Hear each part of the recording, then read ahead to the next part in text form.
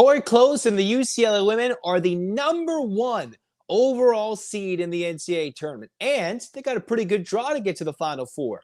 Much better than USC. Here's why that win over the Trojans in the Big Ten tournament was huge in seeding.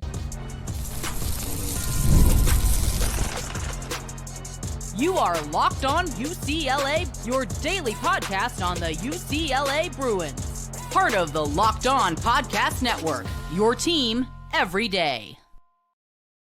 Welcome, everybody, to this edition of the Locked On UCLA podcast. I'm your host, Zach Anderson-Yoxsimer. Thanks for making this show your first listen each and every day. It's free wherever you get your podcast, and it's available on YouTube. Like, comment, subscribe. Thanks for your support. It's your team every day, maybe sometimes even 3 times in a day, like we're doing on Selection Sunday. That's why you should make Locked On UCLA your march home for UCLA men's and women's basketball. What we're talking about is the fantastic season the UCLA women have had. They're looking to have their first ever run to the Final Four and for a national championship in the NCAA era of women's college basketball. Now, they, of course, won one back in the late 70s in the AIAW era, but now they're trying to set program history in an NCAA-sponsored, NCAA-sanctioned tournament. UCLA is the number one overall team in the country. And when they've been releasing those top 16 bracket reveals, if there's ever an indication, despite UCLA losses to USC and the timing of those, the Bruins got a lot of respect on this side. They really got love for their win over South Carolina. They got respect for rather competitive losses to USC, and then they gained the ultimate jump from beating USC in the Big Ten tournament. You go look at the men's tournament, they almost don't even care that the conference tournament is an important factor. And the difference, though, in my mind about the women's tournament is that there are so many big games that were between top teams, top 1 or 2 seeds that were deciding the tournament, that were deciding the conference tournament, that were deciding these 1 seeds.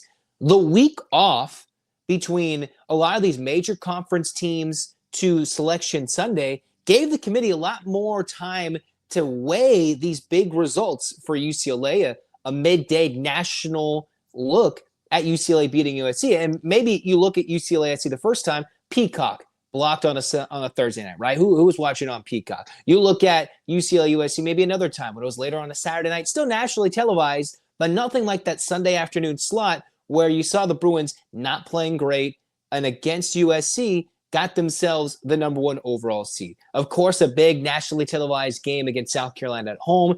Dominant victory. And with the win over USC, kept UConn as a 2 because USC already beat UConn. And all of that, UCLA turned themselves into the number 1 team in the country. I believed it. The pollsters didn't believe it, but the selection committee gave UCLA that head-to-head, and the competitive losses were some of the things that the selection chair mentioned on Selection Sunday. What does their draw look like? Well, on the women's side, UCLA hosts the first 2 rounds. So Friday, Sunday, I believe, is the games at Pauley Pavilion. You get UCLA versus the winner of UC San Diego and Southern U.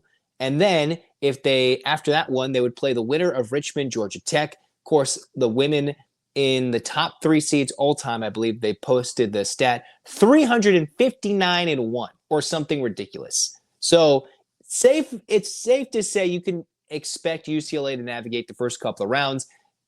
Richmond, Georgia Tech, I don't think they'll have anything that should either one of them compete with UCLA unless it's a big choke or a massive health scare for UCLA injury-wise on the court. They should coast through those first 2 rounds. Then they go to the Spokane Regional. Last time UCLA had a great season. They're as good as they were this year. In modern times, they went to Spokane and ran into the Gonzaga Bulldogs. They ran into the Zags, who used the local part of the tournament, used the hometown crowd to race to a big upset and go deep in the NCAA tournament so many years ago. UCLA, they're clearly dominant. There's no Gonzaga on this side to hurt any UCLA fans in March. What they could get in the Sweet 16 is the potential of an Ole Miss or a Baylor. So a rematch of the UCLA game in the Coretta Scott King Classic that they played in New Jersey, I believe. And then there's a potential playing Ole Miss, who I thought was all right. They did compete with USC, and the Bruins got a look right in front of them on opening day when Ole Miss played USC in Paris, UCLA played Louisville. So they probably were in very close quarters with that Ole Miss team in Paris. Even though they didn't play them, UCLA, in my mind, should coast to the Elite Eight. Now, they've had some games where they struggle in the middle of games, and that could be a problem if UCLA isn't shooting well, or if teams go back to that, let's double team Lauren Betts in the post, let's make sure UCLA shoots, make sure it's Kiki Rice, make sure it's Arnasalo, all those things. UCLA should coast to the Elite Eight. Next, the teams that could probably start to beat UCLA. The two mainly in the UCLA quadrant are LSU and NC State. Now, there are significant questions about the health of LSU. They do have the post presence. They have Flau'jae Johnson, who ate up the Bruins in the Sweet 16 a year ago. You've got Anissa Morrow. You've got Kim Mulkey. You've got the history from last year's game. Not the same team, right? You don't have the Angel Reeses. You don't have everything coming back. But for UCLA, they have almost the same team coming back from last year that would love to avenge that LSU team. Now, LSU isn't fully healthy. NC State has some of the biggest wins. They had a big upset. They have very strong backcourt. Very strong backcourt. You could argue UCLA, maybe top to bottom of the backcourt, couldn't compete from the depth standpoint. You have Kiki Rice versus multiple guards. I would take Kiki Rice as a great All-American. You could take NC State with their solid guard play. But the difference from listening to the different analysts on the selection show, from what we know, UCLA just has the dominant force, which is the post. And the thing is, between LSU and NC State, one of them has to knock each other out. So you're only going to face one. You're either going to face an LSU team that has a lot of experience, a championship-winning head coach, and to break the curse, to get over the hump, it would make more, story arc sense, right, for UCLA to beat the team with the championship pedigree of a head coach, with a team that beat him last year, everything, en route to a potential Final Four for the first time in program history, or the 2-seed NC State, which doesn't have that interior presence to lock down Lauren Betts, would be a better matchup, and they could beat LSU. I think LSU would be more the dangerous team to knock off UCLA. I just don't know if they get to the Elite Eight, health-wise, with what they're dealing with right now. Now, there's a whole couple of weeks in between. We'll see what that leads up to for UCLA. But you look at USC's bracket. The thing about USC, if UCLA and USC both make the Final Four, they will play each other for the fourth time in the Final Four. They did not match each other across the bracket. It's two Big Ten teams and two SEC teams that got the number one seeds. UCLA, South Carolina, Texas, and USC. Okay? And they put those conference foes with a chalked up bracket, which means that all the one seeds would win. They would have two matchups that include fourth time meetings in a single season. I think UCLA USC are great. It would be a potentially great matchup.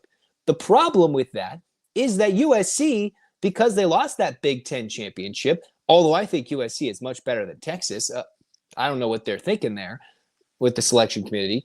USC got UConn as their 2-seed. As their 2-seed. That's ridiculous. I'm not even sure if USC gets out of their own regional.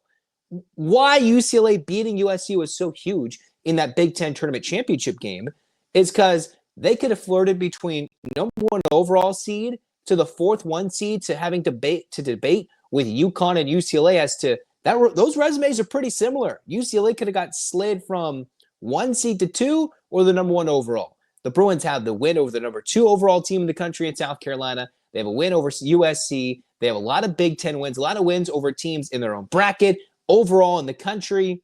So it looks good for UCLA, who they've avenged their only losses of the year to USC on a neutral court, and they don't have a UConn. I don't think NC State is in the same category as UConn or even a Notre Dame, who's in Texas's bracket, and I believe already beat them this year. They don't have a Tennessee that went and beat UConn this year. South Carolina, in my mind, has the easiest bracket. South Carolina, I don't think will be tested other than a potential second round at home against Indiana, and Indiana could shoot threes. And then I still think South Carolina would pull away late. So overall, between the 4-1 seeds, South Carolina, in my mind, has the easiest path to get to the Final Four. It seems like that was the consensus for most. Texas, I'm not sure they'll get past the first couple. They get past the second weekend, let alone the Sweet 16, if they have to go face Tennessee or Ohio State, two teams that are on the verge of hosting in those first rounds.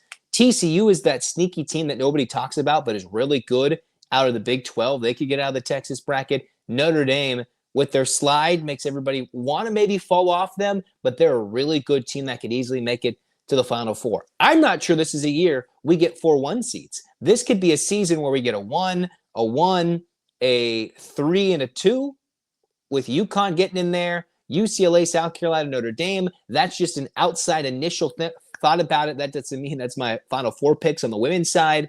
But I think UCLA got a really good draw. Not as easy as South Carolina. And while UCLA would have to go from LA to Spokane and go all the way to Florida, traveling for a Final Four, they would be getting somebody from the Spokane region. So they're both coming from the same time zone or a lot of traveling. So for the Bruins, if they're to get to a Final Four, their most likely opponent would be either USC or UConn. Now, the 3 seeds, Oklahoma, I think it's USC, UConn all the way, and we get a third battle between Juju Watkins and Paige Beckers since the Elite Eight a year ago and the game at UConn into December. What does this mean? UCLA is on the verge of going on a long run. If they can go on a run this March, they've got the talent with Sienna Betts coming in, Charlize Ledger-Walker, who is expected to come back off of injury this year and play in the 25-26 season.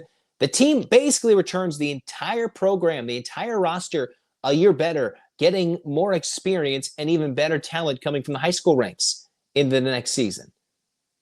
So if they go on a run this year, there could be a really strong chance we're talking about the same thing next season. But there's a lot of things to happen between now and then. UCLA has got to knock down that door of the program's first Final Four. And if they get there, if they can go all the way to the title game, maybe waiting is a November rematch in the national championship game against the reigning national champs in South Carolina. Whole lot of things to talk about. A lot of the national pundits don't like UCLA. They thought that they were a little stiff, couldn't hit the 3, couldn't get the ball to Lauren Betts, turned it over way too many times. All valid points. I still think UCLA is the deepest, most talented team in the country, and they just got to go prove it here and from March into April. Number 1 overall seed, I believe they deserve it. That win over USC is the difference between UCLA maybe not even getting to the Final Four to them going probably farther than USC, dare I say. Not that USC can't beat UConn a second time, but I think UConn could easily give them a challenge in the Elite Eight. UCLA's got a good bracket. I'm very confident about that. Elite Eight is where it's going to get tough. UCLA might get some nerves in the Sweet 16, but this is the chance. If they do not do it this year, if they do not just get to a Final Four, there will be a lot of question marks. A lot of question marks if the loss or anything prior to a Final Four has nothing to do with health. If it's from a sheer upset standpoint, if it's from a sheer they couldn't get the job done, a lot of question marks for this UCLA team if they lose any sooner than the Elite Eight. Of course, that would be a big upset. And if they just don't get to the Final Four, a true disappointment for this year's team. There's nothing, I'm not shy about saying that. That is what is the expectation, a Final Four minimum. They took the disappointment of last year's team, which was really good, and I thought should have made it to a Final Four. Didn't. Take those lessons, take the battles they've gone against USC, against South Carolina, against some of the good teams in the Big Ten, and apply those lessons and those strategies to getting better and moving forward in the NCAA tournament. Nobody has an answer for Lauren Betts. You've got an All-American point guard. You've got multiple three-point shooting options and some of the best depth and unknown pieces on your team. From Gabriela Jaquez, you've got a strong backup point guard and true freshman Alina Arnasalo. Oh, by the way, who's one of the top recruits in the 2022 class that you got in the transfer portal. Let's not forget about Janiah Barker, who can handle the basketball, rebound, play some defense, and hit a tough, in-your-face jumper and talk trash, blow kisses your way all at the same time. This team is ready for March. They just got to prove it over these next few weeks, stay healthy, and get the job done. All right? I can't wait. I am super excited.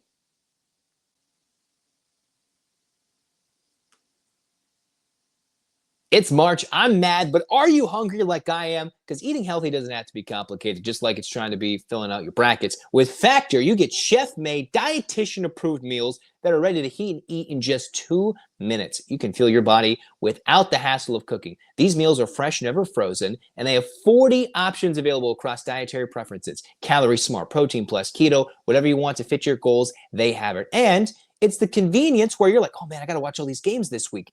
Hey, I got a healthy meal that's great, and I've got multiple options throughout the 4 days of greatness of the tournament coming up. You can go eat up something, and you're not going to miss a moment of the action with a Factor meal. Get and eat smart with Factor. Get started at factormeals.com/factorpodcast. Use the code factorpodcast to get 50% off your first box plus free shipping. That's the code factorpodcast at factormeals.com/factorpodcast to get 50% off free shipping on your first box. It's time to eat.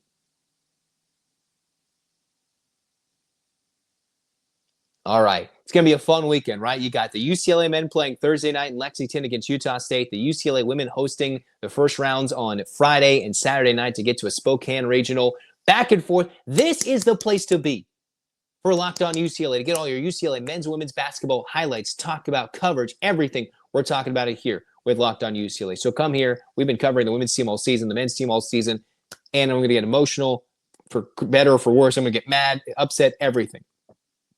Okay, hands up, Bruins fans. 8 clap time. And 1, 2, 3, 4, 5, 6, 7, 8.